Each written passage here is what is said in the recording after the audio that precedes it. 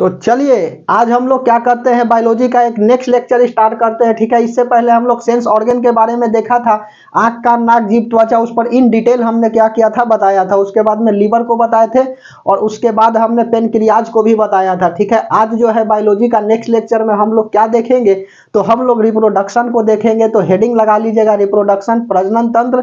बेहतर होगा कि कॉपी पेन ले करके बैठिएगा और साथ में लिखते चलने का प्रयास करिएगा। जो इंपॉर्टेंट बात होगी उस बात को लिख दीजिएगा। आप अपने अनुसार नोट्स बनाइए, हमारे अनुसार नोट्स मत बनाइए, क्योंकि आपका नोट्स बनाया हुआ बेस्ट नोट होगा। यदि आपको सिलेक्शन लेनी है तो आप अपने अनुसार नोट्स बनाइए, हमारे अनुसार नोट्स मत बनाइए। जो जो इंपॉर्टेंट बात लगेगी उस बात को लिख लीजिएगा। ठीक है, तो हेडिंग लगा लीजिए रिप्रोडक्शन, प्रजनन तंत्र। बिना बात को बनाए हुए हम लोग क्या करते हैं, मुद्दे की बात करते हैं। ठीक है, तो हेडिंग लगा लीजिए, बायोलॉजी का नेक्स्ट लेक्चर है आपका रिप्रोडक्शन। रिप्रोडक्शन बोले तो प्रजनन तंत्र, रिप्रोडक्शन। रिप्रोडक्शन, रिप्रोडक्शन का मतलब होता है प्रजनन तंत्र। रिप्रोडक्शन का मतलब होता है प्रजनन तंत्र। ठीक है, रिप्रोडक्शन का मतलब प्रजनन तंत्र। अब सुनो, रिप्रोडक्शन क्या होता है। रिप्रोडक्शन का मतलब होता है ना कि वैसी प्रक्रिया जिसमें जीव जंतु एक विशेष प्रकार की क्रिया करते हैं, जिसे प्रजनन कहा जाता है, रिप्रोडक्शन कहा जाता है। The process in which young ones to born और new babies to born known as the reproduction. ठीक है, तो लिख लीजिए रिप्रोडक्शन क्या होता है। वैसी प्रक्रिया, वैसी प्रक्रिया, वैसी प्रक्रिया जिसमें जीव जंतु, जीव जंतु, जीव जंतु एक विशेष प्रकार की, एक विशेष प्रकार की क्रिया करते हैं। ठीक है, अपने संतान की उत्पत्ति को बनाए रखने के लिए एक विशेष प्रकार की क्रिया करते हैं। वैसी प्रक्रिया जिसमें जीव जंतु एक विशेष प्रकार की, विशेष प्रकार की क्रिया करते हैं, क्रिया करते हैं, उसे प्रजनन कहा जाता है। उसे प्रजनन कहा जाता है। ठीक है, उसे प्रजनन कहा जाता है। विशेष प्रकार की क्रिया कहने का अर्थ है कि अपनी वंश वृद्धि को जारी रखने के लिए, वंश वृद्धि को बनाए रखने के लिए जीव जंतु जो है एक विशेष प्रकार की क्रिया करते हैं। उसी क्रिया को क्या कहा जाता है, प्रजनन कहा जाता है। अब प्रजनन जो है दो तरह के होता है, लिख लो। प्रजनन जो है वह रिप्रोडक्शन दो तरह के होता है। एक होता है आपका लैंगिक और एक होता है अलैंगिक। तो लिख लीजिए अलैंगिक प्रजनन तंत्र, अलैंगिक, अलैंगिक, और दूसरा हो गया आपका लैंगिक, लैंगिक। ठीक है, तो लैंगिक क्या होता है और अलैंगिक क्या होता है। हिंदी वाले बच्चे इसको लिखेंगे असेक्सुअल, असेक्सुअल रिप्रोडक्शन, और इसको लिखेंगे सेक्सुअल रिप्रोडक्शन, सेक्सुअल रिप्रोडक्शन, और यह हो गया असेक्सुअल रिप्रोडक्शन। असेक्सुअल क्या होता है, इसमें जो है ना मेल और फीमेल का कोई रोल नहीं होता है। समझ में आई बात, तो इसमें नर और मादा पार्टिसिपेट नहीं करते हैं। ठीक है, इसमें, इसमें केवल एक जीव, एक जीव जंतु पार्टिसिपेट करते हैं। लिख लो, इसमें केवल एक जीव जंतु, जीव जंतु भाग लेते हैं। केवल और केवल एक ऑर्गेनिज्म जो है ना वह पार्टिसिपेट करते हैं। इसमें केवल एक जीव जंतु भाग लेते हैं, इसीलिए इसको क्या बोला जाता है, असेक्सुअल बोला जाता है। अ का मतलब होता है एक, इसमें केवल और केवल ओनली वन पेरेंट जो है ना पार्टिसिपेट करते हैं। इसमें केवल एक जीव जंतु भाग लेते हैं। ठीक है, ओनली और ओनली एक पेरेंट्स ही पार्टिसिपेट करेगा। ध्यान से बात को समझते चलिएगा। एग्जाम्पल में क्या लिखिएगा, तो एग्जाम्पल में हाइड्रा लिख लो, हाइड्रा लिख लीजिए, अमीबा लिख लीजिए, उसके बाद में पैरामीशियम लिख लीजिए। अमीबा हो गया, पैरामीशियम, पैरामीशियम का आकार चप्पल की तरह होता है, ईटीसी। और सेक्सुअल रिप्रोडक्शन में क्या होता है, इसमें दो पेरेंट्स क्या होते हैं, पार्टिसिपेट करते हैं। इसमें, इसमें दो पेरेंट्स, दो पेरेंट्स अर्थात दो जीव जंतु आपस में क्या करते हैं, पार्टिसिपेट करते हैं। इसमें दो पेरेंट्स पार्टिसिपेट, भाग लेते हैं। पार्टिसिपेट का मतलब पार्टिसिपेट करते हैं। ठीक है, एग्जाम्पल में क्या लिख लीजिएगा, एनिमल लिख लीजिए, उसके बाद में ह्यूमन लिख लीजिए। ठीक है, ईटीसी। समझ में आई बात। अब देखो असेक्सुअल रिप्रोडक्शन के भी कुछ टाइप्स होते हैं, जैसे कि फिजन क्या होता है, उसके बाद में बडिंग क्या होता है, वेजिटेटिव रिप्रोग्रेशन क्या होता है। तो चलो बताते चलते हैं। इसको मिटा दें कि कहाँ पे बताएं, यहाँ पे बताएं, यहाँ पे बताएं। असेक्सुअल रिप्रोडक्शन का टाइप करके ऐसे असेक्सुअल, और असेक्सुअल में ऐसे लिख लेना कौन कौन होता है। तो एक होता है आपका फिजन, फिजन क्या होता है? तो फिजन कहने का अर्थ है पहला, इसी का टाइप होता है जी असेक्सुअल का। फिजन क्या होता है? फिजन का मतलब होता है आपका विखंडन, अर्थात इसमें एक ऑर्गेनिज्म जो है ना वह सिंगल में क्या होता है, सिंगल ऑर्गेनिज्म डबल में कन्वर्ट हो जाते हैं। तो एक होता है आपका बाइनरी फिजन और एक होता है आपका सिंगल फिजन। ठीक है, बाइनरी फिजन हो गया और उसके बाद में सिंगल फिजन होता है। तो फिजन का मतलब क्या होता है? इसमें एक बड़ा जीव जो है ना टूट करके दो जीव में बदल जाते हैं, दो ऑर्गेनिज्म में क्या होते हैं, बदल जाते हैं। उसी को क्या कहा जाता है? विखंडन कहा जाता है। फिजन का मतलब होता है विखंडन। ठीक है, इसमें सिंगल ऑर्गेनिज्म दो भागों में विभाजित हो जाते हैं। इसमें सिंगल ऑर्गेनिज्म दो भागों में बंट जाते हैं। जैसे एग्जाम्पल में लिख लीजिए अमीबा। अमीबा क्या होता है? अमीबा देखो इस तरह से होता है, जैसे यह आपका अमीबा हो गया। ठीक है, अमीबा हो गया, यहाँ पे होता है न्यूक्लियस हो गया और यहाँ पे इसका होता है फूड वैक्यूल।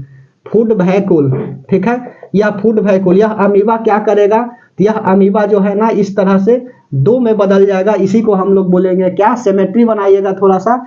यह फर्स्ट हो गया और यह सेकेंड हो गया। इसी को बोला जाता है फिजन, विखंडन। अर्थात एक सिंगल ऑर्गेनिज्म डबल में कन्वर्ट हो जाए तो उसको क्या कहा जाता है? फिजन कहा जाता है। ठीक है, उसके बाद में अगला लिख लीजिए विखंडन। दो ही में क्यों होगा, और ज्यादा में भी होता है, लेकिन अमीबा जो है ना जैसे ही दूसरा सेल आता है तो सिंगल सेट काट करके निकाल देता है। इसीलिए हमने एग्जाम्पल बोला। विखंडन का मतलब होता है दो या दो से अधिक में भी बढ़ जाना, इसीलिए इसका टाइप बना दिया गया है। एक बाइनरी फिजन होता है और एक यूनिटरी फिजन होता है। ठीक है, तो फिजन के बाद अगला हेडिंग लगा लीजिए आप, वेजिटेटिव रिप्रोग्रेशन। ठीक है, चलिए इसको मिटा देता हूं ताकि जगह बन जाए। और सेक्सुअल समझ में आई बात? यह सब तो आसान कहानी है, मीनिंग देख करके ही पता चल जाता है। उसके बाद में फिजन, अगला हेडिंग लगाइए बडिंग क्या होता है? तो सुनो, बडिंग कहने का अर्थ होता है कि सुनिए बडिंग। अब बडिंग क्या होता है? बडिंग ठीक है, बडिंग का इंग्लिश हमने तो बडिंग लिख दिया, लेकिन हिंदी क्या होता है? हिंदी लिख लीजिए मुकुलन। बडिंग का मतलब होता है मुकुलन। देखो हिंदी बड़ी टाइट होता है जी। बडिंग का हिंदी होता है मुकुलन, अर्थात इसमें शरीर का एक हिस्सा कट कर दूसरे का क्या करता है? निर्माण करता है। कोई दिक्कत? इसी को कहा जाता है बडिंग। तो इसमें शरीर का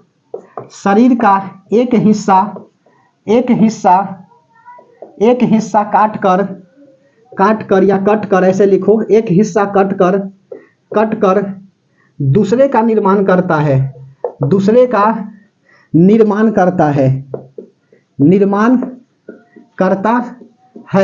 उसी को क्या कहा जाता है? उसी को कहा जाता है बडिंग। समझ में आई बात? बडिंग जैसे एग्जाम्पल में देख लो, हाइड्रा वगैरह को इस तरह से मान के चलो, यह कोई ऑर्गेनिज्म है, यहाँ पे निकला रहेगा और फिर उसके बाद में पहला स्टेज, दूसरा स्टेज में देखो इस तरह से ऑर्गेनिज्म है और फिर यहाँ से ऐसे निकलने लगता है। ठीक है, यह दूसरा स्टेज है। फिर उसके बाद में तीसरा स्टेज में देख लो, यह जो है ना दोनों क्या हो गए? बाहर हो गए।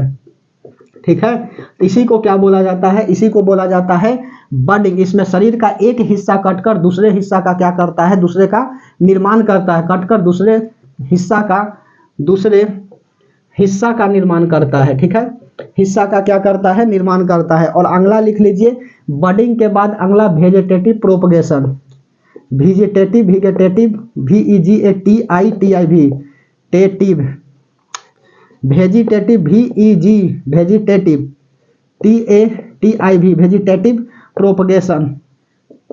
प्रोपोगेशन।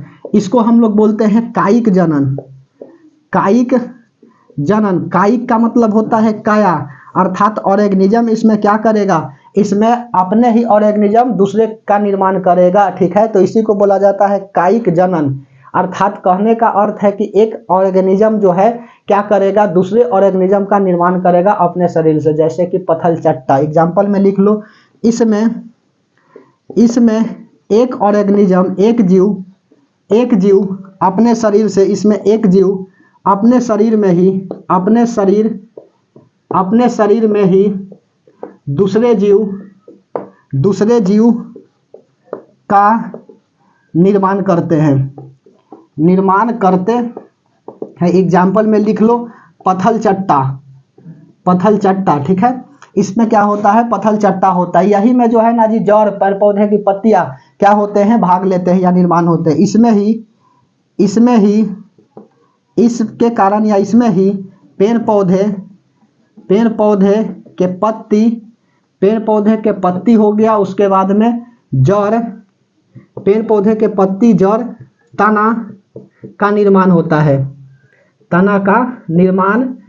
है। पूछ देता है जी कि पेड़ पौधे में तना का निर्माण किसके कारण होता है, वेजिटेटिव प्रोपगेशन के कारण होता है। और अब हम लोग हेडिंग लगाएंगे क्या, रिप्रोडक्शन इन मेल और फीमेल में, ठीक है। तो रिप्रोडक्शन इन ह्यूमन, हेडिंग लगा लीजिए रिप्रोडक्शन इन ह्यूमन, मिटा दे इसको।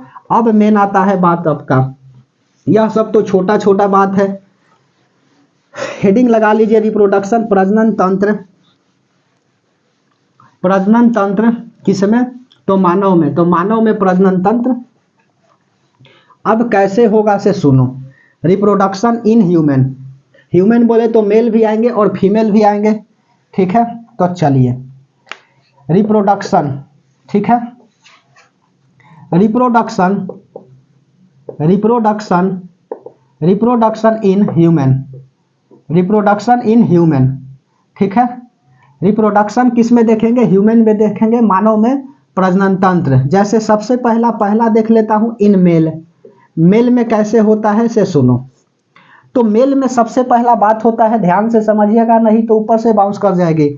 इन मेल में सबसे उत्तरदायी होता है उसका स्पर्म क्या करता है, ओवम से जाकर के मिलता है, तब जाकर के जाइगोट बनती है और रिप्रोडक्शन होता है। तो ध्यान से पहले समझो मेल में क्या होता है। तो मेल में इस तरह से 2 गो टेस्टिस है, सिमेट्री बनाइएगा। यह क्या है, तो 2 टेस्टिस है, यह टेस्टिस हो गया। टेस्टिस बोले तो ब्रिसन होता है, ब्रिसन हो गया। टेस्टिस कितना होता है, तो 2 होता है फीमेल में, मेल में ना टेस्टिस होता है, फीमेल में थोड़ी होती है। ध्यान से समझिए बात को, फीमेल लिख दीजिएगा तो गलत हो जाएगा। टेस्टिस जो है किसमें होता है, केवल और केवल पुरुष में होता है। तो टेस्टिस का मतलब होता है ब्रिसन, ठीक है। अब यह टेस्टिस क्या करता है, टेस्टोस्टेरोन बनाता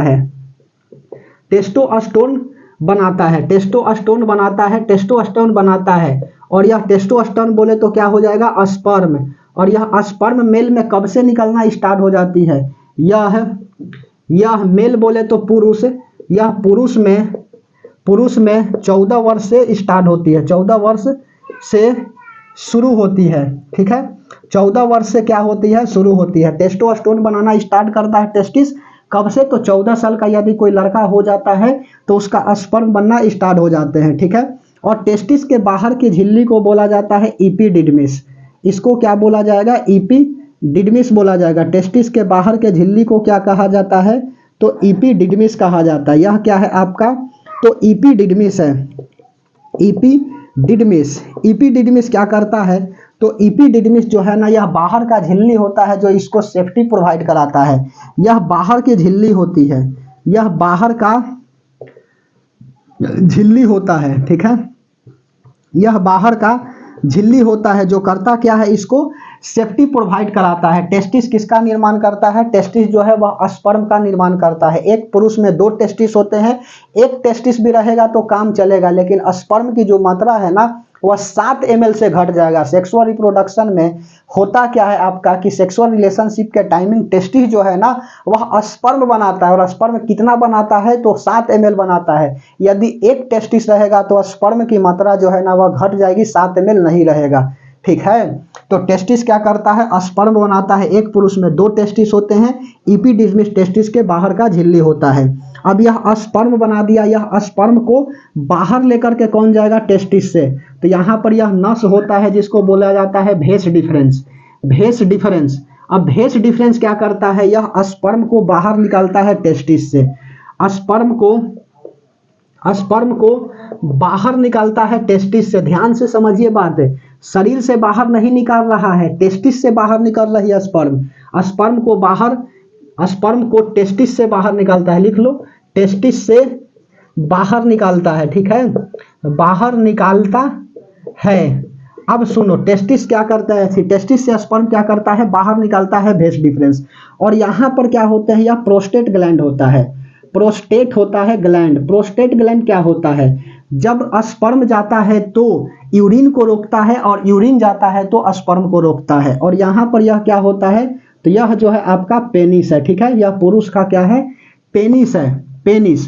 पेनिस का काम क्या होता है, तो पेनिस का काम होता है स्पर्म को ओवम तक पहुंचाना और यूरिन पेशाब को बाहर निकालना पुरुष में। इसका काम क्या होता है, यह पेशाब को बाहर निकालता है तथा बाहर निकालता ऐसे लिखो, बाहर निकालता है तथा बाहर निकालता है तथा स्पर्म को यूटेरस तक पहुंचाता है, यूटेरस तक पहुंचाता है, ठीक है, पहुंचाता है। बात समझ में आ रही है। यह पेशाब को क्या करता है, बाहर निकालता है तथा स्पर्म को यूटेरस तक पहुंचाता है। कोई गलत कमेंट नहीं करेगा। पेनिस का केवल एक ही काम होता है, स्पर्म को ओवम तक पहुंचाना, यूटेरस तक पहुंचाना और उसके बाद में पेशाब को बाहर निकालना। प्रोस्टेट ग्लैंड क्या करता है, इसे सुनो। यहाँ पर क्या है, तो दो आपका किडनी है, ठीक है। अब यह किडनी से सुनो, किडनी क्या करेगा, यह किडनी है, ठीक है, दो किडनी है। और यहाँ पे क्या होता है, तो यह जो है आपका ब्लेडर है और यहाँ यूरेनरी ब्लेडर होते हैं, ठीक है। यह क्या है, तो यह आपका यूरेनरी ब्लेडर होता है, यूरेनरी ब्लेडर होता है। इसमें पेशाब की थैली है, पेशाब आकर के जमा होता है। अब सुनो, यहाँ से क्या है, यूरेथ्रा है और यह यूरेथ्रा से निकल करके कहाँ जुटा रहता है, यह प्रोस्टेट के पास जुटा रहता है। ध्यान से समझ लीजिए बात को। यहाँ यह पेशाब की थैली है और यहाँ क्या होता है, तो यह जो है यूरेथ्रा होता है, यूरेथ्रा होता है पुरुष में, जिससे पेशाब बाहर निकलती है यूरेनरी ब्लैडर से। पेशाब की थैली से पेशाब बाहर किससे निकलता है, तो यूरेथ्रा से निकलता है। और यह पेशाब की नली है। अब पेशाब की नली यहाँ पे है, गया प्रोस्टेट के पास। अब सुनो, पेशाब भी जा रही है और स्पर्म भी जा रही है। तो प्रोस्टेट क्या करता है ना, ध्यान से सुन लीजिए। प्रोस्टेट क्या करता है, तो प्रोस्टेट जो है ना, जब स्पर्म जाता है तो यह पेशाब को रोके रखता है और यदि पेशाब जाता है तो स्पर्म को रोके हुए रहता है, ठीक है। तो स्पर्म को रोकने का काम और प्रोस्टेट यूरिन को रोकने का काम किसका होता है, तो प्रोस्टेट ग्लैंड का होता है, प्रोस्टेट का होता है। यह बहुत ही सॉफ्ट होता है। कोई कोई होता क्या है ना जी, कि मास्टरबेशन कर देता है। मास्टरबेशन का मतलब होता है हस्तमैथुन। मतलब क्या, कि अपना सेक्स नहीं करके सेक्स की फीलिंग को दर्शाना मास्टरबेशन कहलाता है, ठीक है, मास्टरबेशन कहलाता है। प्रोस्टेट ग्लैंड यही क्या होती है, टूट जाती है और प्रोस्टेट ग्लैंड टूटने से प्रोस्टेट कैंसर नामक बीमारी होता है, ठीक है। एक सेकंड में जो है ना जी 1500 स्पर्म बनते हैं, ये ऐसा माना जाता है। खैर यह तो बात की बात है, जो किताब लिखता है वह बात को हम बता रहे हैं, ठीक है। तो प्रोस्टेट ग्लैंड क्या करता है, प्रोस्टेट ग्लैंड पेशाब जाता है तो स्पर्म को रोकता है, स्पर्म जाता है तो पेशाब को रोकता है, ठीक है। स्पर्म जाता है तो पेशाब को रोकता है और पेशाब जाता है तो स्पर्म को रोकता है। बात समझ में आई। यह प्रोस्टेट ग्लैंड का काम होता है। यह बहुत सॉफ्ट होता है, यह बहुत सॉफ्ट होता है जी, यह बहुत सॉफ्ट बोले तो मुलायम, बहुत सॉफ्ट होता है। अब ध्यान से समझते चलिए। यही प्रोस्टेट ग्लैंड टूट जाता है तो प्रोस्टेट कैंसर नामक बीमारी होती है। नोट में बात डाल करके यहाँ लिख दें, नोट में डाल करके लिख लो बात। अधिक मास्टरबेशन, ठीक है, अधिक मास्टरबेशन के कारण प्रोस्टेट ग्लैंड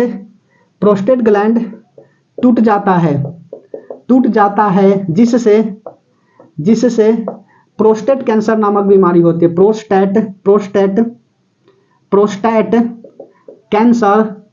प्रोस्टेट कैंसर नामक बीमारी होती है, ठीक है, बीमारी होती है। समझ में आ गई बात।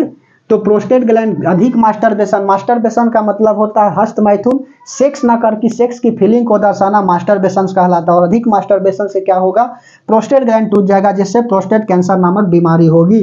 अब सुनो, इससे संबंधित बीमारी वगैरह भी आते हैं, जैसे कि टेस्टिस में क्या होता है, सूजन हो जाता है, पानी भर जाता है, जिसको हम लोग हाइड्रोसील बोलते हैं। तो टेस्टिस के ऊपर चोट लगने से क्या होता है, इसमें पानी भर जाता है, जिसको हाइड्रोसील कहा जाता है। लिख लो नोट में यहाँ बात डाल करके, क्या लिखिएगा, टेस्टिस में चोट लगने के कारण, ऐसे लिखो, चोट लगने के कारण टेस्टिस बोले तो वृषण, ठीक है। और भेस डिफरेंस को क्या बोला जाता है, अधिवृष्ण बोला जाता है जी, अधिवृष्ण बोला जाता है। लिख लो, हिंदी लिखना है तो अधिवृष्ण बोला जाता है, ठीक है। तो चोट लगने के कारण टेस्टिस में पानी भर जाती है, पानी या सूजन हो जाती है, पानी भर जाता है, जिसे हाइड्रोसील कहते हैं, जिसे हाइड्रोसील कहा जाता है। हाइड्रोसील क्या होता है, कहा जाता है।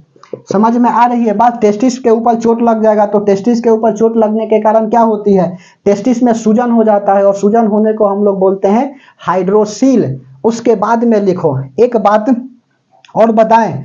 अब सुनो, टेस्टिस जो है ना, यह पहला बात कि नाजुक ऑर्गन होता है, ठीक है, नाजुक ऑर्गन होता है, और यह शरीर से बाहर होते हैं। तो ऐसा क्यों, तो टेस्टिस स्पर्म बनाता है, जाहिर सी बात है, टेस्टिस स्पर्म को निर्माण करता है। तो सीधा सीधी सवाल पूछेगा कि मेल में जो होता है रिप्रोडक्शन के लिए, मेल का कौन सा ऑर्गन उत्तरदायी होते हैं, सीधा सीधी बता दीजिएगा, उसका टेस्टिस, क्योंकि टेस्टिस क्या करता है, स्पर्म को बनाता है। और स्पर्म जो है ना, वह 28 डिग्री सेल्सियस पर ही जिंदा रहता है। इससे ज्यादा टेम्परेचर मिलेगा तो स्पर्म मर जाएगा, ठीक है, स्पर्म जो है ना मर जाएगा। और यही कारण है ना कि टेस्टिस हमारे शरीर के, पुरुष के शरीर के बाहर होते हैं। हमारे शरीर का टेम्परेचर 37 डिग्री सेल्सियस होता है नॉर्मल टेम्परेचर, और 28 डिग्री सेल्सियस से ज़्यादा यदि मिलेगा टेम्परेचर तो स्पर्म मर जाएगी। तो स्पर्म नहीं मरे, जिसके कारण जो है ना टेस्टिस क्या होता है, शरीर से बाहर होता है, लटका हुआ होता है। यदि अधिक गर्मी पड़ेगा तो टेस्टिस देखिएगा क्या नीचा लटका हुआ होता है, और उसके बाद में ठंड में देखिएगा ना तो क्या होता है, तो ठंड में जो है ना टेम्परेचर मेंटेन करने के लिए शरीर से क्या होता है, शरीर के संपर्क में आ जाता है, ऊपर चला जाता है। समझ में आ रही है बात। तो यह चिंता करने वाली बात नहीं है, ठीक है। तो टेस्टोस्टेरोन टेस्टिस क्या करता है, स्पर्म बनाता है। अब देखो, इसमें नसबंदी वगैरह की भी बात आता है। तो नसबंदी में क्या होता है, यही वाला नस को काट दिया जाता है, ठीक है। इसको क्या किया जाता है, भेस डिफरेंस को काट दिया जाता है, जिसको वेस्कोटॉमी बोलते हैं। तो लिख लो, पुरुष नसबंदी में, नोट में और बात डाल करके लिखना है तो लिखते चलिए। पुरुष नसबंदी में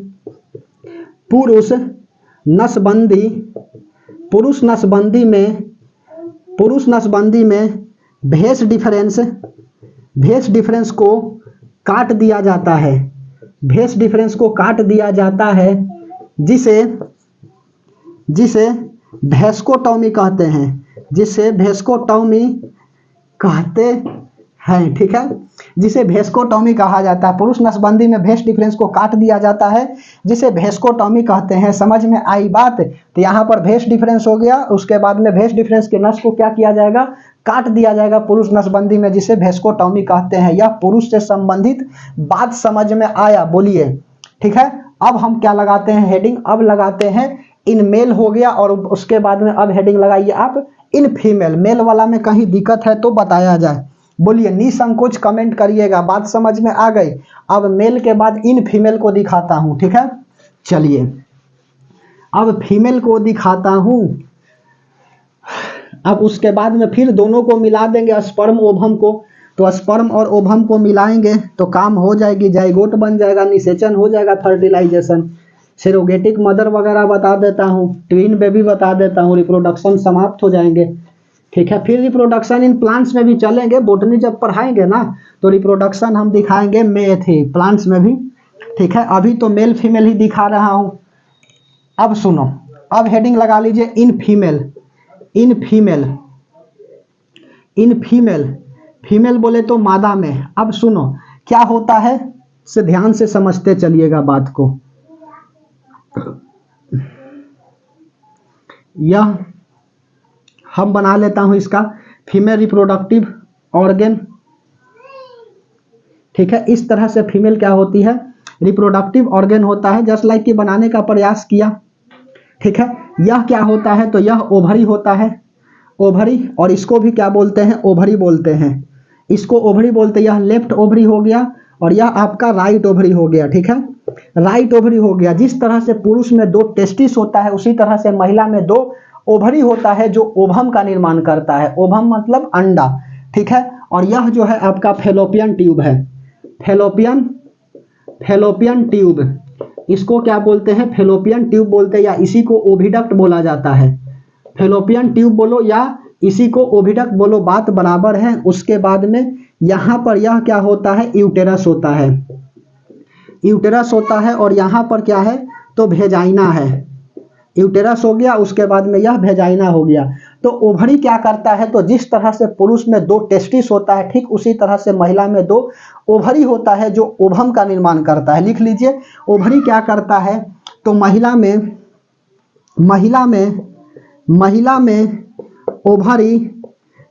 ओवरी ओवम का निर्माण करता है। महिला में ओवरी ओवम का निर्माण करता है। महिला में ओवरी क्या करता है, ओवम का निर्माण करता है। जिस तरह से पुरुष में 2 टेस्टिस होता है ठीक उसी तरह से महिला में 2 ओवरी होता है जो ओवम का निर्माण करता है।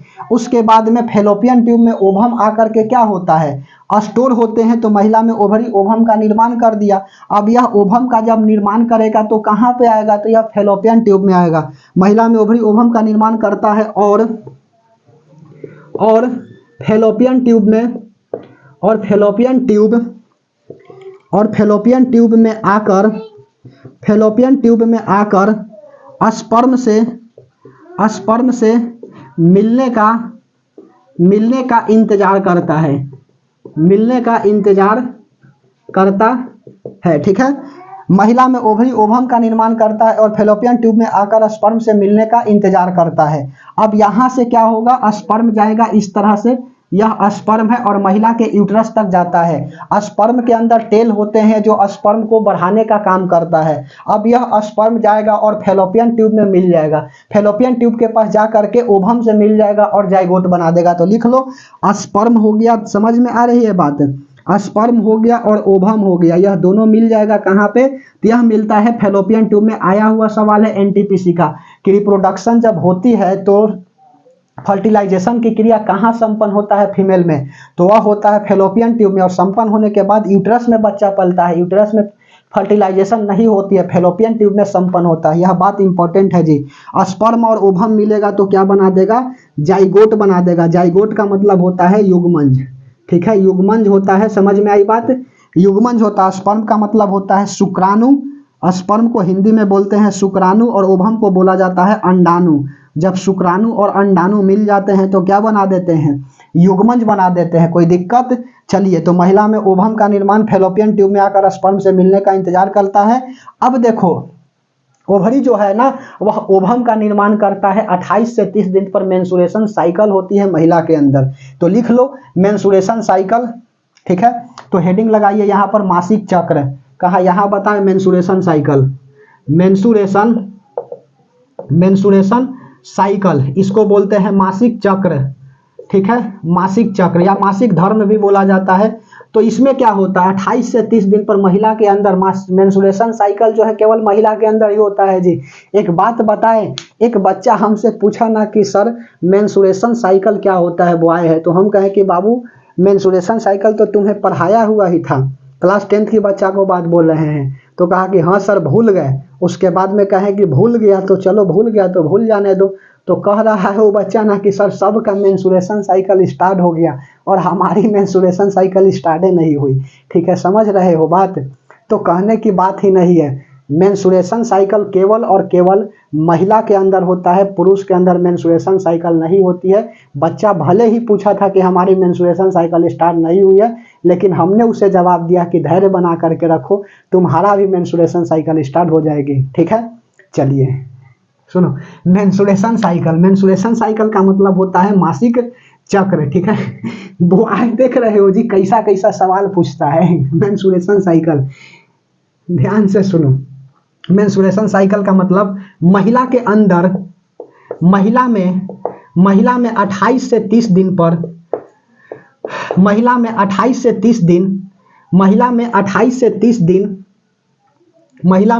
30 दिन पर ओवरी ओवरी ओवम का निर्माण करता है, ओवम का निर्माण करता है और इसके फलस्वरूप इसके फलस्वरूप इसके फलस्वरूप इसके फलस्वरूप ओवम इसके फलस्वरूप ओवम इसके फलस्वरूप ओवम ओवम स्पर्म से मिलता है, ओवम स्पर्म से मिलता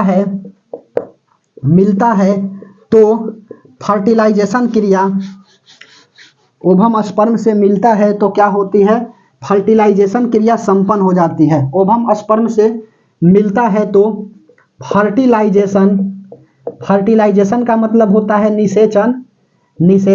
फर्टिलाइजेशन स्पर्म से मिलता है तो फर्टिलाइजेशन, निषेचन की क्रिया लिखो, क्रिया संपन्न होती है।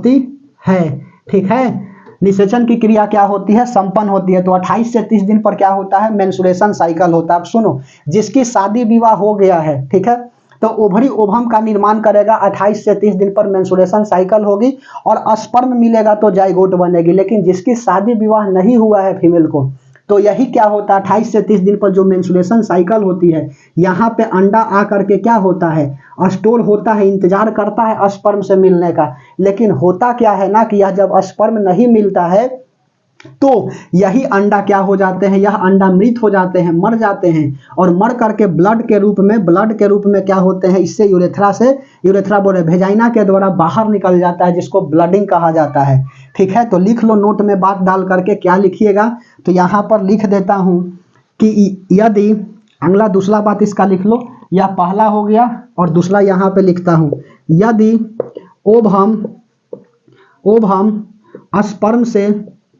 स्पर्म से नहीं मिलता है तो यह मृत हो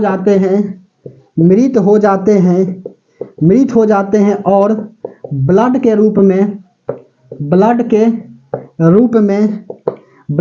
में भेजाइना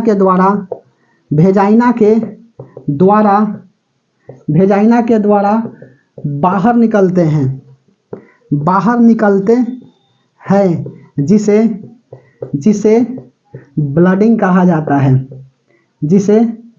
ब्लडिंग कहा जाता है। ठीक है, जिसे क्या कहा जाता है, ब्लडिंग कहा जाता है। तो ब्लड नहीं होता है, मरा हुआ सेल होता है। ठीक है, मरा हुआ सेल होता है। उसके बाद में एक नोट में बात डाल करके लिख लो कि फर्टिलाइजेशन की क्रिया कहाँ संपन्न होती है, तो फैलोपियन ट्यूब में होती है। ऐसे तो बताए हुए ही है, लेकिन लिख लो, यह सवाल आया हुआ है।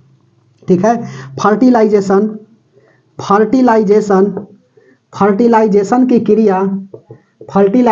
क्रिया फैलोपियन ट्यूब या ओविडक्ट, फैलोपियन ट्यूब में संपन्न होता है। फैलोपियन ट्यूब में संपन्न होता है। कहाँ पे होता है, तो फैलोपियन ट्यूब में संपन्न होता है। जैसे कि यह स्पर्म हो गया, स्पर्म और ओवम मिलेगा तो क्या बना देगा, जाइगोट बना देगा। जाइगोट ZYGOT जाइगोट होता है, जाइगोट बना दिया। और जाइगोट उसके बाद में स्पर्म ओवम मिलेगा तो जाइगोट बना देगा। जाइगोट के रूप में क्या बनता है, इम्बायरो बनता है। ठीक है, इम्बायरो का मतलब होता है भ्रूण। भ्रूण देखोगे ना तो अस्पताल में लिखा होता है कि यहाँ भ्रूण जांच जो है ना अपराध है, अर्थात जो गर्भ में बच्चा पल रहा है उसकी जांच नहीं की जा सकती है। ठीक है, उसकी जांच नहीं की जा सकती है। यह भ्रूण हो गया। उसके बाद में अगला क्या बनेगा, इम्बायरो के बाद ऑर्गेन बनने लगेंगे। ऑर्गेन, शरीर का निर्माण होने लगेगा और उसके बाद में ऑर्गेनिज्म बन जाएंगे। ठीक है, बच्चा जो है ना पूरी तरह से बन जाएगा। कोई दिक्कत, चलिए इसको मिटा दें। अब देखो, मेंस्ट्रुएशन साइकिल वगैरह समझ में आ गई बात। अब बच्चा बनेगा तो ध्यान से सुनिएगा, बच्चा जो है कहाँ पे पलेगा और कब तक यह बच्चा जो है ना बन करके यूट्रस में आ जाता है। तो जैसे ही स्पर्म और ओवम मिलता है, ठीक है, तो इम्बायरो के रूप में क्या होता है, सबसे पहले बच्चा का हार्ट का निर्माण होता है। ठीक है, स्पर्म और ओवम मिलता है तो जाइगोट बनती है, और जाइगोट बनता है ना तो स्पर्म ओवम मिलता है तो जाइगोट बन गया।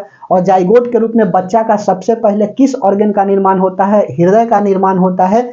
हृदय का जब निर्माण होगा ना तो देखना यह 40 दिन बाद होती है। महिला जो है ना जब हृदय का निर्माण हो जाता है तो देखना उल्टी करने लगती है 40 दिन बाद। तो समझ में आता है कि वह क्या हो गई, गर्भवती हो गई, प्रेग्नेंट हो गई। ठीक है, तो लिख लीजिए, क्या लिखिएगा, तो यहाँ पर लिख लो यह वाला कि फर्टिलाइजेशन के निषेचन के फर्टिलाइजेशन के 40 दिन बाद बच्चा का हृदय बोले तो हार्ट, बच्चा का हार्ट का निर्माण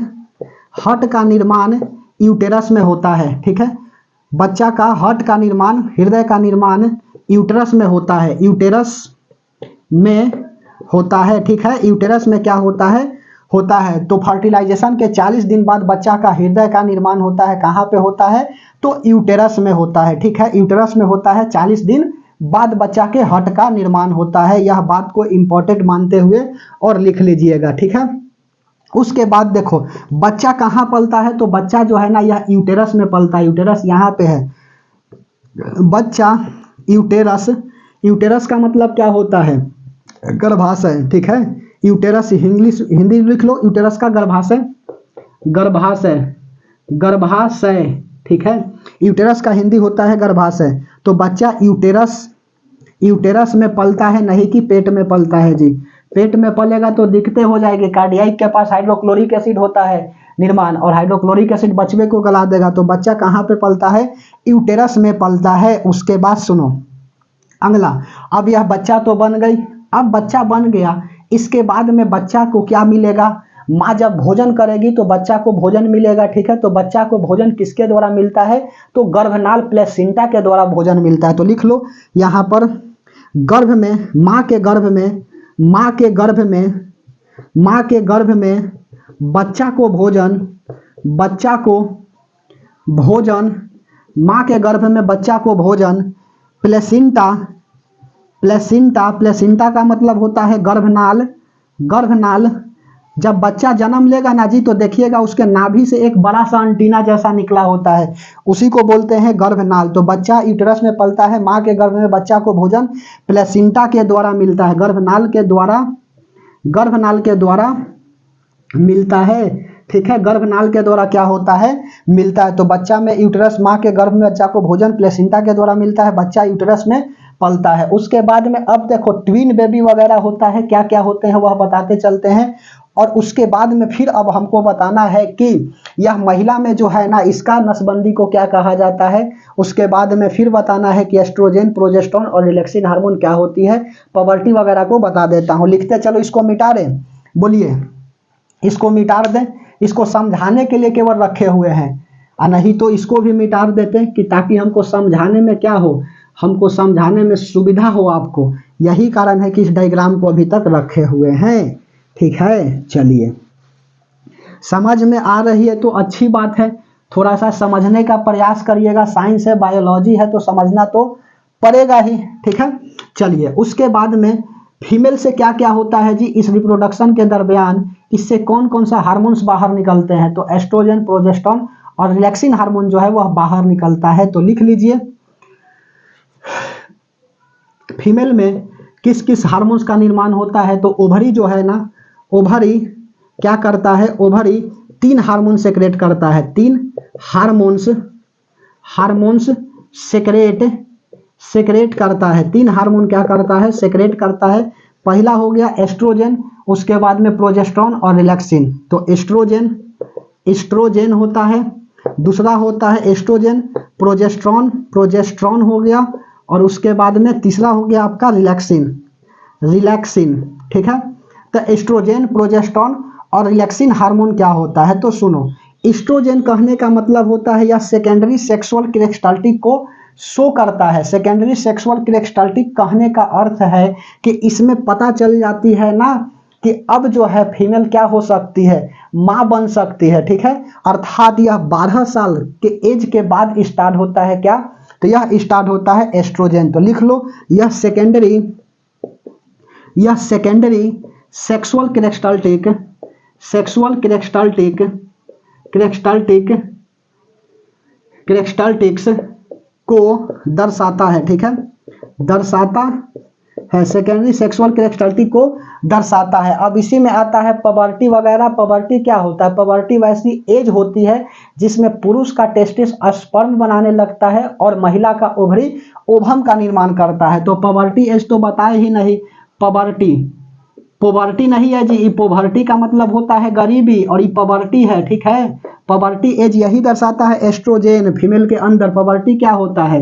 वैसा एज, वैसी एज, वैसी उम्र जिसमें महिला के अंदर, जिसमें महिला के अंदर ओवरी, ओवरी ओवम का निर्माण करता है, ओवम का निर्माण करता है, जबकि पुरुष के अंदर, जबकि पुरुष में टेस्टिस, टेस्टिस बोले तो वृषण, वृषण टेस्टिस, जबकि पुरुष में टेस्टिस स्पर्म का निर्माण करता है, स्पर्म का निर्माण करता है, ठीक है, स्पर्म का निर्माण करता है। और इसी में लिख देता हूं क्या, तो इसमें अब इसको मिटा दें, नहीं मिटाएंगे, बताना है जी। यहां पर लिखे पबर्टी के बाद दूसरा हेडिंग लगा करके लिख लेना क्या, यहाँ पर पहला यह ऐसे पबर्टी, और पबर्टी का भी पहला ऐसे लिखना, मिनार्च होता है और मेनोपॉज होता है। मिनार्च, MENARCHE, मिनार्च। मिनार्च का मतलब क्या होता है? मिनार्च का वैसी एज जिसमें क्या होता है, टेस्टिस स्पर्म बना देता है और उसके बाद में ओवरी ओवम बना देता है। जबकि पबर्टी में भी वही होता है, पुरुष के ऊपर दाढ़ी आने लगते हैं, मोछ वगैरह आना स्टार्ट होता है, महिलाओं के स्तन में विकार होना स्टार्ट हो जाते हैं। तो यह क्या कहलाता है? पबर्टी एज कहलाता है। अर्थात आप फर्स्ट एज से किस में चल गए? सेकेंड एज में चल गए, सेकेंडरी सेक्सुअल कैरेक्टरिस्टिक में चल गए। जो भी सेक्स ऑर्गन है वह एक्टिव होना स्टार्ट हो जाते हैं, ठीक है, पबर्टी एज में। तो मिनार्च क्या होता है? वैसा एज, वैसा एज जिसमें पुरुष के अंदर, पुरुष के अंदर, पुरुष के टेस्टिस, टेस्टिस स्पर्म बनाता है, पुरुष का टेस्टिस स्पर्म बनाता हो, बनाता हो। जैसे कहाँ से स्टार्ट होती है? वैसा एज जिसमें पुरुष के टेस्टिस स्पर्म बनाना स्टार्ट कर दे, पुरुष के टेस्टिस स्पर्म बनाना शुरू कर दे, शुरू कर दे। कब से स्टार्ट होगा जी? तो यह पुरुष में 14 वर्ष से होगा। और महिला में क्या होगा? महिला में जो है ना, महिला के अंदर, महिला के ओवरी, महिला के ओवरी ओवम बनाना स्टार्ट कर दे, ओवम बनाना शुरू कर दे, ठीक है, शुरू कर दे। और यह कब से होगा? तो यह 12 वर्ष से होगी महिला में और पुरुष में 14 वर्ष से होगा। मिनार्च हो गया। और उसके बाद में मेनोपॉज क्या होता है?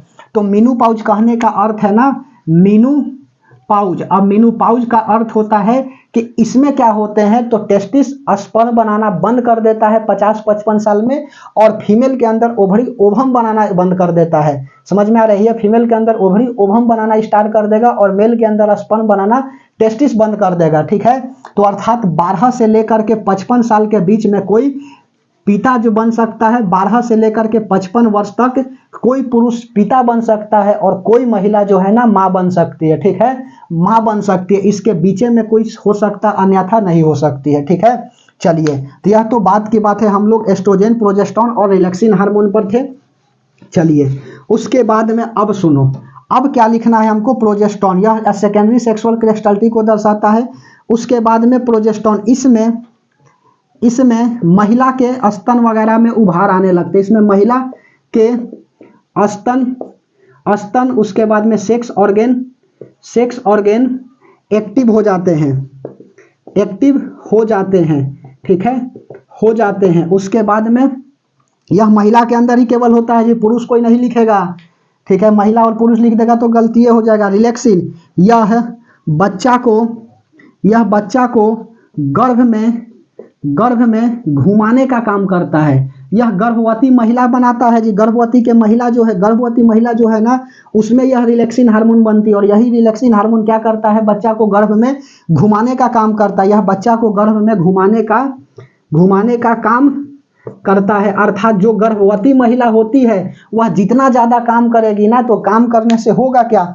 रिलैक्सिन हार्मोन बनेगी और यही रिलैक्सिन हार्मोन क्या करेगा, बच्चा को गर्भ में घुमाने का काम करेगा। जो महिला खा पी करके आराम से बैठ जाएगी तो रिलैक्सिन हार्मोन नहीं बनेगा और उसका जो है ना नॉर्मल डिलीवरी नहीं होती। यहाँ पर काट दिया जाता है जी, थोड़ा सा वेजाइना का थोड़ा सा पार्ट काट करके और बच्चा को बाहर निकाल दिया जाता है, जिसको छोटा ऑपरेशन बोलते हैं। और बड़ा ऑपरेशन में क्या होता है, यूटेरस के ऊपर से काट करके बच्चा को खींच लिया जाता है, इसको बड़ा ऑपरेशन कहते हैं। समझ में आ रही है बात, बोलिए।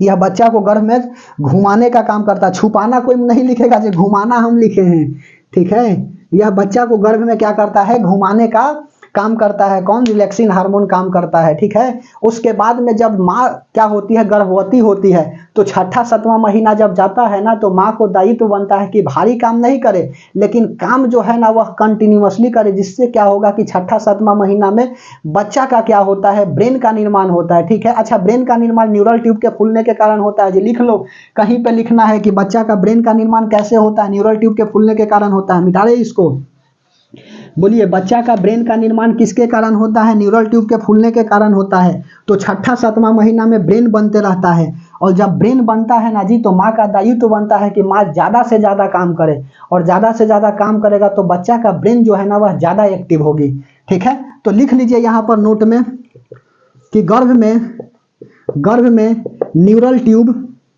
न्यूरल NEURAL, न्यूरल ट्यूब के फूलने के कारण, न्यूरल ट्यूब के फूलने के कारण गर्भ में न्यूरल ट्यूब के फूलने के कारण बच्चा का या बच्चा के ब्रेन बोले तो मस्तिष्क, बच्चा के मस्तिष्क का निर्माण होता है, बच्चा के मस्तिष्क का निर्माण होता है। तो बच्चा का मस्तिष्क का निर्माण किसके कारण होता है, न्यूरल ट्यूब के फूलने के कारण होता है। देखोगे ना, जब बच्चा जन्म लेता है तो यहाँ टो करके लगता है कि यहाँ पे छेद है, ठीक है। तो यही न्यूरल ट्यूब के फूलने के कारण क्या होता है, बच्चा के मस्तिष्क का निर्माण होता है। उसके बाद सुनो, यह सब बात समझ में आ गई।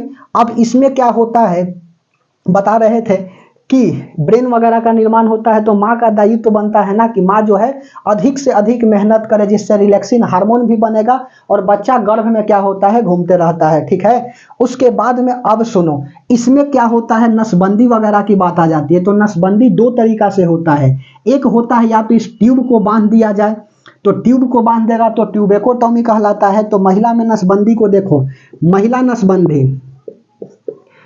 नसबंदी क्या होता है, तो सुनो, महिला नसबंदी कहने का अर्थ है कि यदि ट्यूब को बांध देता हूं, यदि ट्यूब बोले तो फैलोपियन ट्यूब को, यदि फैलोपियन ट्यूब को बांध देते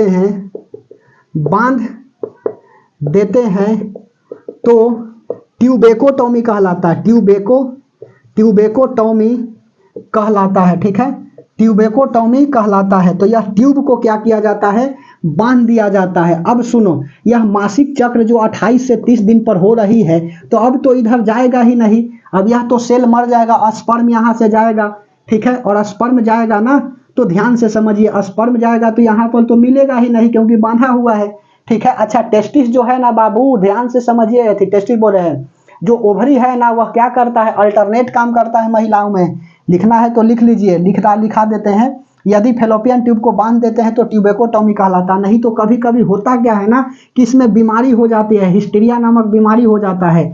अब हिस्टीरिया जब बीमारी हो जाती है ना, तो इसमें देखना डॉक्टर साहब इसको भी काट करके बाहर निकाल देते हैं और यूट्रस को भी बाहर निकाल देते हैं, इसीलिए इसको हिस्टीरियोटॉमी बोलते हैं, ठीक है। हिस्टीरियोटॉमी क्या होता है, तो लिख लो, हिस्टीरियोटॉमी कहने का अर्थ है कि इसमें डॉक्टर साहब क्या करते हैं, यह डॉक्टर साहब भेज डिफरेंस के नस को भेज डिफरेंस बोल रहे हैं, इसको फैलोपियन ट्यूब हो गया, और उसके बाद में अगला फैलोपियन ट्यूब और यूट्रस को काट करके बाहर निकाल देते हैं, जिसको हिस्टीरियोटॉमी बोलते हैं। तो लिख लीजिए, पहला नसबंदी क्या हो गया, महिला नसबंदी, फैलोपियन ट्यूब को काट करके बाहर निकाल देंगे तो ट्यूबेकोटॉमी, और यूट्रस और उसके बाद में फैलोपियन ट्यूब को निकालेंगे तो हिस्टीरियोटॉमी।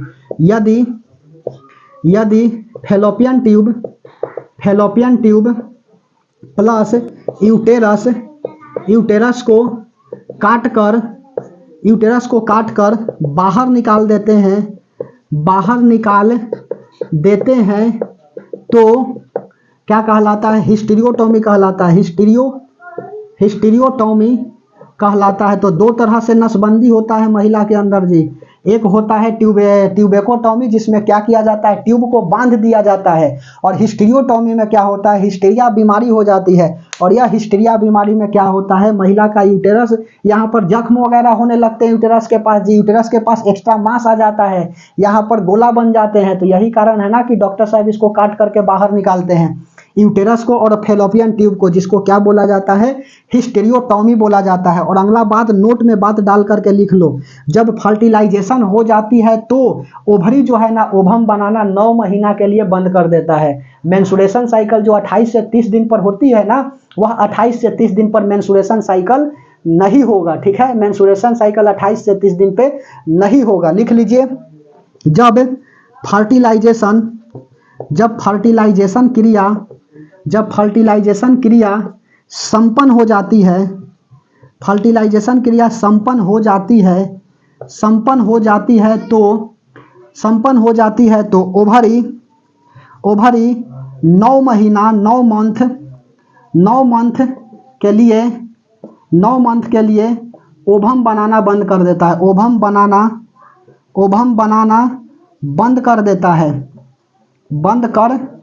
देता है, ठीक है। ओवम बनाना क्या कर देता है, बंद कर देता है। फर्टिलाइजेशन क्रिया संपन्न हो जाती है तो ओवरी 9 मंथ के लिए ओवम बनाना बंद कर देता है। उसके बाद अब देखो, अब क्या बताना है, तो अब बताना है कि यह ओवरी जो है ना वह अल्टरनेट काम करता है। अल्टरनेट काम इसलिए करता है, से सुनो क्यों करता है अल्टरनेट काम।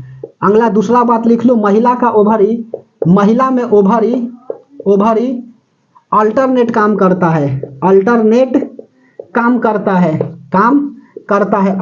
कहने का अर्थ है, तो सुनो, अल्टरनेट कहने का अर्थ है ना कि जनवरी में यह करेगा तो फरवरी में यह करेगा, मार्च में यह करेगा, मई में यह करेगा। अब सुनो, यह फर्टिलाइजेशन के थ्रू क्या होता है, तो यहाँ पर भी स्पर्म जाते हैं, यहाँ पर भी स्पर्म जाते हैं और सीधे भी स्पर्म जाते हैं। 70% स्पर्म तो डिस्ट्रॉय हो जाता है, बर्बाद हो जाता है। इससे क्या हो रहा है, ओवम निकल रहा है, तो यहीं पर ना फर्टिलाइजेशन होगा। अगर इधर होता तो यहाँ पर भी हो जाता। समझ में आ रही है, यदि यहाँ पे है आपका अंडा और यहाँ पर भी अंडा है, एक साथ यदि काम करता दोनों, तो जाहिर सी बात है कि एक स्पर्म और एक ओवम मिलता है तो जाइगोट बनता है और एक बच्चा बनते हैं। और यहाँ हर दम जो है ना 2 वो मिलेगा तो 2 बच्चा, ट्विन बेबी, जुड़वा बच्चे बनेंगे। इसी के कारण है ना कि भगवान दिमाग लगाए और कहे कि अल्टरनेट काम करो। अब अल्टरनेट से होगा क्या ना, कि मान के चलो कि यहाँ से क्या है, अंडा है, अब यह नहीं मिला स्पर्म से, तो यह क्या होगा, बाहर निकलेगा, ठीक है। निकलने में इसको 7 दिन लगती है, तो 7 दिन पहले और 7 दिन बाद, तो 7 और 7 कितना हो जाता है, 14 दिन हो जाता है। और 15वां दिन से जो बनता है ना ओवम, वह सेफ ओवम कहलाता है, ठीक है, सेफ ओवम कहलाता है। और 21 दिन के बाद जो है ना यह मैच्योर हो जाता है, तैयार हो जाता है स्पर्म से मिलने के लिए। तो 14वां दिन, 21वां दिन, 28वां दिन, समझ में कुछ आ रही है कि बाउंस कर रहा है, फिर से समझाए, सुनो। यहाँ पर स्पर्म गया ना जी, इधर भी जब यूटेरस में स्पर्म आया तो स्पर्म में क्या होते हैं, टेल होते हैं। जैसे सुनो क्या बता रहे हैं, से ध्यान से समझिएगा तभी कुछ बुझाएगा, और नहीं तो बाउंस कर जाएगा। हम बता रहे हैं कि यह स्पर्म है, ठीक है। यहाँ पर यह क्या है, आपका स्पर्म है। स्पर्म में यह होता है टेल, यह होता है हेड, यह हो गया टेल, यह हो गया हेड। बीच वाला कहलाता है माइटोकॉन्ड्रिया, माइटोकॉन्ड्रिया कहलाता है। इसमें क्या होता है, न्यूक्लियस होते हैं, न्यूक्लियस होता है। अब यह टेल क्या करता है, स्पर्म को आगे बढ़ाने का काम करता है। तो स्पर्म में टेल क्या करता है, आगे बढ़ाने का काम करता है। और यह स्पर्म हो गया। और ओवम का स्ट्रक्चर सुनो थोड़ा सा, ओवम का किस तरह से होता है, अंडा का। तो महिला में अंडा इस तरह से होता है, आपका न्यूक्लियस हो गया, न्यूक्लियस हो गया। न्यूक्लियस के बाहर साइटोप्लाज्म हो गया, साइटोप्लाज्म हो गया। अब साइटोप्लाज्म के बाहर क्या होता है, जोना प्लेप्सोडा, लिख लो साइटोप्लाज्म, ठीक है। यह हो गया साइटोप्लाज्म हो गया। उसके बाद में इससे साइटोप्लाज्म के बाहर क्या होगा, तो साइटोप्लाज्म के बाहर होगा जोना प्लेप्सोडा, जोना, यह क्या हो गया, जोना प्लेप्सोडा, ऐसे लिखो जोना प्लेप्सोडा, जोना प्लेप्सोडा। और उसके बाद में यहाँ पर इसके बाहर क्या होता है, तो कोरोना रेडियोटा, कोरोना रेडियोटा, कोरोना रेडियोटा, ठीक है, कोरोना रेडियोटा। ऐसा नहीं कि कोरोना लिख दीजिएगा तो गलती हो जाएगा, कोरोना रेडियोटा होता है, ठीक है। यह क्या है, अंडा का स्ट्रक्चर है। अब सुनो इसमें कैसे काम करेगा से ध्यान से समझिएगा। अब यह अल्टरनेट काम करता है। अल्टरनेट का अर्थ होता है कि छोड़ करके एक, अब यहां पर स्पर्म जा रही है या स्पर्म जा रहा है, तो सपोज करो कि यह लेफ्ट ओवरी क्या किया है, मैच्योर है फर्टिलाइजेशन करने के लिए, यही ना। तो यहां पर जाएगा और एक स्पर्म एक ओवम मिलेंगे। फर्टिलाइजेशन के क्रिया सेक्सुअल रिलेशनशिप के टाइमिंग कई सारे स्पर्म और कई सारे ओवम निकलते हैं, लेकिन कोई एक स्पर्म एक ओवम से जाकर के मिलता है, और जब जाकर के मिलता है तो जाइगोट बन जाते हैं। इतना बात तो समझ में आ रही है। और एक बच्चा बनता है। जुड़वा बच्चा कैसे बनता है और 3 गो बच्चा कैसे बनते हैं बता दे, चलो उसके बाद समझाने में ज्यादा मजा आएगा। यह बात समझा, अंडा के स्ट्रक्चर हमने बताया और स्पर्म का स्ट्रक्चर बताया, कोई दिक्कत? चलिए अब हम बता देता हूं कि जुड़वा बच्चा कैसे होता है, कैसे गर्भ में देखा जाता है ना कि लड़का है कि लड़की है, यह बात को बता देते हैं, ठीक है। चलिए ध्यान से समझ लीजिएगा, कहीं पर भी दिक्कत नहीं होगा। जो 28 से 30 दिन पर मेंस्ट्रुएशन साइकिल होती है, मासिक चक्र होता है। अब देखो 14वां दिन क्या होता है, 21वां दिन क्या होता है, 28वां दिन क्या होता है, यह सब बात को बता देते हैं। फिर सरोगेटिक मदर बता देंगे। आईवीएफ इंटरवेट्रो फर्टिलाइजेशन क्या होता है, मतलब अपना बच्चा को जन्म नहीं देकर के कोई दूसरे बच्चे क्या होता है, दूसरे माँ जो है ना बच्चे को जन्म देती है। स्पर्म और ओवम दूसरा का रहता है और माँ दूसरी रहती है, उसको सेरोगेटिक मदर बोलते हैं। ध्यान से समझिए, टेस्ट ट्यूब बेबीज। तो अभी बता रहे हैं, पहले सुनो। स्पर्म हो गया, यहां पर एक अंडा हो गया, इसको ओवम बोल दिए, ओवम। और यहां से स्पर्म जाकर के इसमें मिल गया, यह स्पर्म। तो स्पर्म, तो एक स्पर्म और एक ओवम मिल करके क्या बनाएगा, तो एक स्पर्म और एक ओवम मिल करके जाइगोट बनेंगे, और जाइगोट के रूप में इम्बायरो बनेगा, ऑर्गन सिस्टम, तब जाकर के ऑर्गेनिज्म। तो ऑर्गेनिज्म बना तो इसमें कै गो बेबी बनेगा, ओनली 1 चाइल्ड बनेगा जी, ओनली 1 चाइल्ड बनेगा, केवल एक बच्चा बनेंगे। इसी तरह से मान के चलो यहां पर क्या है कि एक अंडा है और 2 स्पर्म जो है ना एक साथ चले गए, ठीक है। कभी कभी होता है ना कि 2 स्पर्म एक अंडा में एंट्री कर जाते हैं, तो इसमें 2 बच्चे बनेंगे। यहां पर जुड़वा बच्चा बन जाएगा, ट्विन बेबी। इसमें ओनली 1 बेबी बनेगा, या चाइल्ड लिखो, जो लिखना है लिखिए, बेबी, ठीक है। तो ट्विन बेबी, इसमें क्या बन गया, जुड़वा बच्चा बन गया। और जुड़वा बच्चा बन गया तो चेहरा जो है ना मैच नहीं करेगा, चेहरा जो है ना फेस अलग होगा, ठीक है। जुड़वा बच्चा में फेस दोनों का क्या होगा, अलग होगा।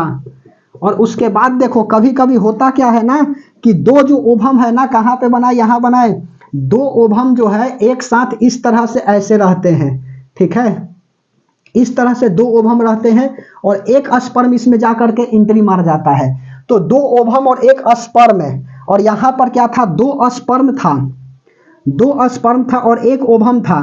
यह मिल करके यहां पर जुड़वा बच्चा बना दिया। और यहां पर क्या है, एक स्पर्म है, एक स्पर्म है और 2 ओवम है। यहां पर भी क्या बनेगा, ट्विन बेबी बनेगा, जुड़वा बेबी बनेगी, ठीक है। जुड़वा बच्चे होंगे, लेकिन चेहरा जो है ना फेस मैच करेगा, फेस सेम होगा। अब पूरी तरह से थोड़ी सेम होगा, लगेगा कि जुड़वा बच्चा है। तो जुड़वा बच्चा कैसे बनता है, यह बात समझ में आई। अब सुनो, अब बताता हूं बढ़िया से कि मेंस्ट्रुएशन साइकिल जब होती है ना तो 28 से 30 दिन पर, और अल्टरनेट काम यह क्यों करता है, थोड़ा सा अच्छा से अब समझाते हैं। जिसको नहीं समझ में आया वह धैर्य बना करके समझने का प्रयास करिएगा, और नहीं तो बाउंस कर जाएगा, तब तो दिक्कतें हो जाएगी। इसीलिए बाउंस नहीं करने देना है, सवाल जहां से पूछे बस बना देनी है, बात खत्म। जैसे देखो यही था, यह बोलिए, यहां पर यह फीमेल रिप्रोडक्टिव सिस्टम है। अब सुनो, यह ओवरी क्या कर रहा है, ओवरी जो है ना ओवम का निर्माण कर रहा है। यह कैसा है, तो लेफ्ट ओवरी है, और यह आपका राइट ओवरी है, यही ना, यह राइट ओवरी है। ओवरी ओवम का निर्माण करके यहां पर अंडा ला करके छोड़ता है, ठीक है। अब अल्टरनेट काम करता है, यह जनवरी में करेगा तो यह फरवरी में, मार्च में, फिर मई में, इस तरह से। अब यहां पर यूटेरस है, यूटेरस के पास पुरुष का स्पर्म जा रही है, तो रिलेशनशिप के समय, सेक्सुअल रिलेशनशिप के समय स्पर्म इधर भी जाएगा, इधर भी जाएगा और सामने भी जाएगा। तो अंडा यहां पर है, क्योंकि अल्टरनेट काम कर रहा है, तो जाहिर सी बात है कि यहां पर जाकर के मिलेगा और फर्टिलाइजेशन हो जाएगी। अगर दोनों एक साथ काम करता तो अंडा यहां पर भी रहते, यहां पर भी मिल जाता, और हर एक कंडीशन में क्या बनते बच्चा, 2 गो बनते। तो भगवान दिमाग लगा कहे कि नहीं, यह गलत हो जाएगा और यही कारण है कि यह अल्टरनेट काम करता है। ठीक है, 70% तो स्पर्म डिस्ट्रॉय ही हो जाते हैं। कोई एक स्पर्म एक ओवम से जाकर के मिलता है सेक्सुअल रिलेशनशिप के टाइमिंग। ठीक है, और जब 28 से 30 दिन पर मेंस्ट्रुएशन साइकिल होगा ना जी, तभी स्पर्म ओवम मिलेगा ना, तो महिला गर्भ धारण करेगी, नहीं तो नहीं करेगी। ठीक है, समझ में आ रही है। इसका एस्ट्रोजन प्रोजेस्टेरोन क्या करता है, गर्भाधारण करने के लिए बताता है। मतलब प्रोजेस्टेरोन इसका जो हार्मोन्स होते हैं, यह क्या करता है, गर्भाधारण करने में मदद करता है। समझ में आ रही है बात। तो जब स्पर्म और ओवम मिलेगा तभी ना फर्टिलाइजेशन होगी, नहीं तो होगा ही नहीं। 28 से 30 दिन पर मेंस्ट्रुएशन साइकिल होते हैं जो। अब सुनो, अब इसमें क्या है कि जिसकी शादी विवाह नहीं हुआ है, तो अब क्या होगा, अब यही अंडा जो है ना, यह मर जाएगा, मृत हो जाएगा, और मृत होकर के ब्लड के रूप में बाहर निकल जाएंगे, जिसको ब्लडिंग कहा जाता है। तो वह ब्लड नहीं होते हैं, मरा हुआ सेल होता है। यह ब्लड के रूप में क्या करेंगे, भेजाइना के द्वारा ब्लड के रूप में बाहर निकल जाते हैं। ब्लड के रूप में बाहर निकल गया, जिसको ब्लडिंग कहते हैं। अब यह ब्लड नहीं होता है जी, मरा हुआ सेल होता है। तो इसको निकलने में क्या लगता है, 7 दिन का समय लग जाता है कम से कम। और अब देखो, तब तक जो है यह ओवरी क्या करता है, ओवम बनाना स्टार्ट करने लगता है, ओवम बनाना शुरू करता है। तो 7 दिन पहले, और 7 दिन पहले से बनाना स्टार्ट कर दिया। जैसे ही यह 28 दिन हुआ तो मेंस्ट्रुएशन साइकिल हो गई ना जी। अब सुनो, तो 7 दिन तक क्या करेगा, ये तो बनाएगा ना, और 7 दिन इसको निकालने में, अब 28 दिन के बाद यह बनाना एकदम तय है कि करेगा। तो 7 दिन के बाद यह मर भी तो जाएगा। 7 दिन के बाद, 7 दिन तक बनाया, उसके बाद में 7वां दिन मर गया, तो 7 दिन मरने में, निकलने में इसको बाहर लगेगा। तो 7 दिन और 7 दिन निकलने में, तो 7 और 7 कितना हो गया, 14 दिन। तो 14 दिन के बाद यदि जो ओवम बनता है ना, 14 दिन के बाद जो ओवम बनते हैं वह सेफ ओवम कहलाता है। और 14 दिन में 7 दिन और जोड़ लो तो कितना हो गया, 21 दिन। और यह 21 दिन के बाद क्या हो जाता है, मैच्योर हो जाता है। मैच्योर हो जाता है तो कहा जाता है कि अब फर्टिलाइजेशन करने के लिए क्या हो गया, यह अंडा जो है ना वह मैच्योर हो गया, फर्टिलाइज कर सकता है। ठीक है, अच्छा, कोई कोई महिला जो है ना वह प्रेग्नेंट नहीं हो पाती है, ऐसा क्यों, तो ऐसा इसलिए ना कि उसकी मासिक चक्र जो है ना, मेंस्ट्रुएशन साइकिल वह गड़बड़ चलती है। ठीक है, तो यह तो डॉक्टर से दिखाने की चीज है, हम डॉक्टर थोड़ी है कि आपको बता दे कि क्या होगा। ठीक है, तो 7 और 14 दिन, 21 दिन हो गया। 21 दिन के बाद जो मेंस्ट्रुएशन साइकिल होगी, 25 दिन, 28 दिन, जनरली 28 से 30 दिन पर, तो वह सेफ मेंस्ट्रुएशन साइकिल कहा जाएगा। ट्विन बेबी वगैरह समझ में आ गई, मेंस्ट्रुएशन साइकिल सब समझ में आ गया। अब हेडिंग लगा लीजिए, ठीक, क्या लगाइएगा, तो टेस्ट ट्यूब बेबीज, यह मिटा दें। चलिए, अच्छा, इसके अंदर जो है ना, गर्भ के अंदर बच्चा की जांच किया जाता है। भ्रूण जांच को क्या बोलते हैं, इम्यूनोब्लास्टोसिस कहा जाता है। लिख लो, गर्भ के अंदर भ्रूण जांच इम्यूनोब्लास्टोसिस, इम्यूनो ऐसे लिखो, इम्यूनो, इम्यूनो,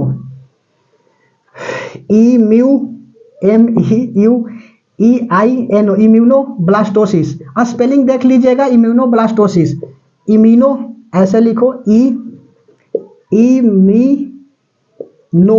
इम्यूनोब्लास्टोसिस। समझ में आ रही है, इम्यूनोब्लास्टोसिस।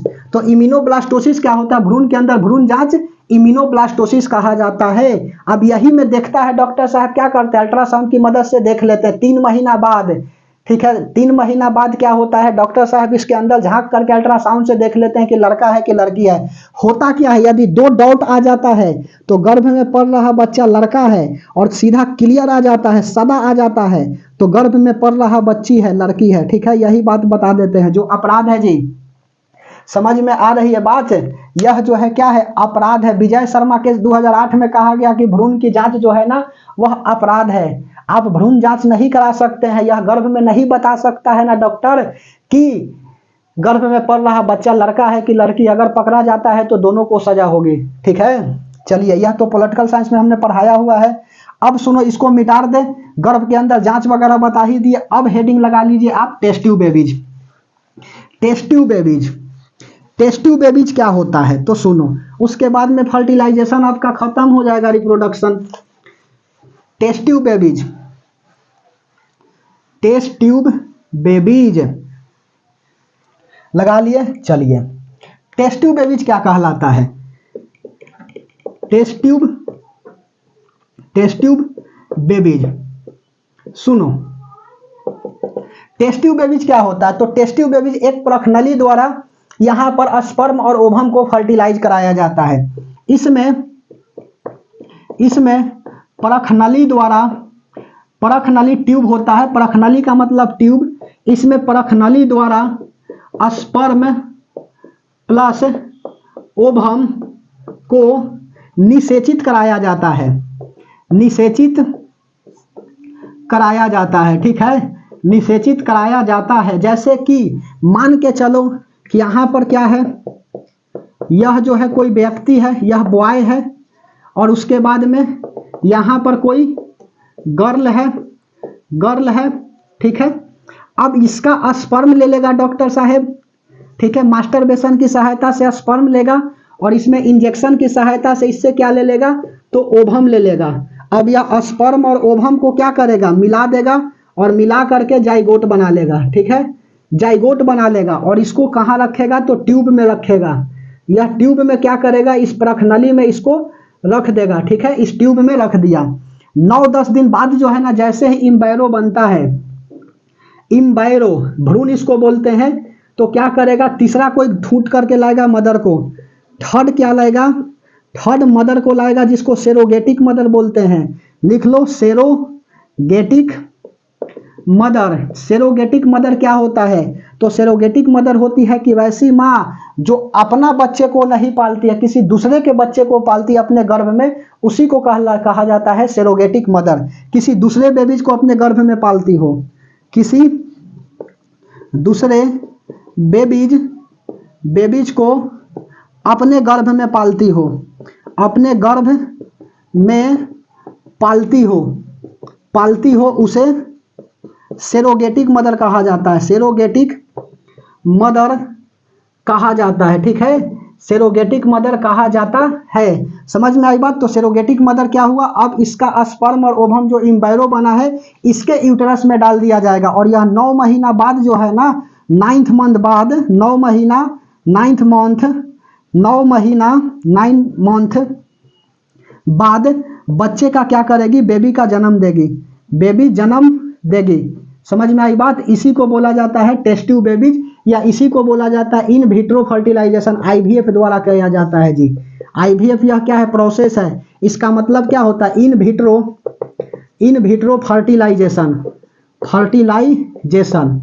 Vitro fertilisation. तो टेस्ट ट्यूब बेबी समझ में आया बात कि क्या होता है इन विट्रो फर्टिलाइजेशन। यह प्रोसेस को क्या बोला जाता है, इन विट्रो फर्टिलाइजेशन बोला जाता है। तो यहाँ पे रिप्रोडक्शन क्या हो जाते हैं, समाप्त हो जाते हैं। अच्छा, कभी कभी जो है ना मासिक चक्र को जो है ना समाप्त करने के लिए दवा वगैरह लिया जाता है जी, ठीक है। तो एक आता है सहेली, आता है माला डी होता है, और कॉपर टी होता है। यह सब दवा है जो अनचाहे गर्भ से बचाता है। लिख लो, लिखा दे। चलिए, गर्भ निरोधक गोलियां क्या होती है। अब जैसे कि मान के चलो जिसको गर्भ धारण नहीं करना है, तो वह क्या करेगी, दवा का इस्तेमाल करेगी। तो गर्भ निरोधन गोली है आपका क्या क्या, तो एक होता है सहेली हो गया, माला डी, कॉपर टी, यह सब टैबलेट होता है, ठीक है। और पुरुष में नोनॉक्सिन और 9 टैबलेट दे देगा तो स्पर्म मर जाएगा जी। लिख लो, अनचाहे गर्भ के लिए दवा क्या है, कॉपर टी हो गया, कॉपर टी। उसके बाद में माला डी, मेला डी होता है, मेला डी, कॉपर टी। यह अनचाहे गर्भ निरोधक गोली है जी, गर्भ निरोधक गोली है जो गर्भाधारण से बचाता है, जो गर्भाधारण से बचाता है, ठीक है, गर्भाधारण से बचाता है। और यह हो गया महिला के अंदर। पुरुष के अंदर नोनॉक्सिन और 9 यह टैबलेट होता है। यह शुक्राणु को मार देता है, स्पर्म को मार देता है, शुक्राणु को मार देता है, ठीक है। यह शुक्राणु को क्या करता है, मार देता है। तो यह सब क्या है, यह टैबलेट है नोनॉक्सिन और 9 जो करता है स्पर्म को मार देता है। तो यहाँ पर रिप्रोडक्शन क्या हो जाते हैं, तो यहाँ पर रिप्रोडक्शन जो है आपका समाप्त हो जाते हैं। अब हम लोग नेक्स्ट क्लास में क्या करेंगे, रिप्रोडक्शन इन प्लांट्स दिखाएंगे बोटनी में जी, चिंता नहीं करिए, ठीक है। जिस बच्चा को लगता है कि रिप्रोडक्शन प्लांट्स बताए ही नहीं, उसको बोटनी में चर्चा करेंगे, ठीक है। एनिमल वाला एक पार्ट अलग बना ले रहे हैं और उसके बाद में बोटनी वाला अलग बना देंगे, ठीक है। तो अब हम लोग नेक्स्ट क्लास में क्या करेंगे, न्यूट्रिशन को देखेंगे, न्यूट्रिशन को, ठीक है।